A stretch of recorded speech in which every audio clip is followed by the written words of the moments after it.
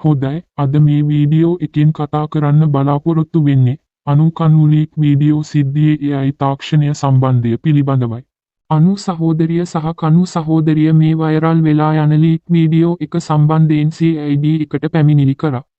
ඒ අතර ඒ සම්බන්ධ වැඩිදුර විමර්ශන ආරම්භ කර ඇති බව තමයි ආරංචි වෙන්නේ. ඒ අතරතුර මෙම වීඩියෝ එක සම්බන්ධව AI තාක්ෂණය සඳහන් කරන්නේ මෙම රූපයේ සඳහන් පරිදි එම ලීක් වීඩියෝව එඩිට් වීඩියෝවක් නොවන බවත් එම වීඩියෝව AI තාක්ෂණයට සම්බන්ධ නොවන්නක් බවටයි.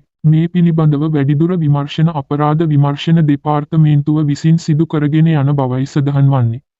ඉතින් රටට ලෝකයට හෙළිවුණ මෙම වීඩියෝව පිළිබඳව ඇත්ත කතාව කුමක්ද යන්න ඉදිරියේදී දැනගැනීමට හැකිවේවි. ඉතින් අපේ නාලිකාව තුලින් මීට පෙරත් ඔයාලට සඳහන් කරේ මේ වගේ දෙයක් හිට වෙද්දී ඔයාට ඔයාගේ සහෝදරියකට හෝ යාළුවෙකුට වෙන්න පුළුවන්.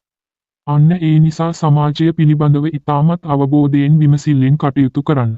මේ වීඩියෝ එක ඔයාට වැදගත් කියලා හිතුනේ නම් වීඩියෝ එකට ලයික් කරන්න.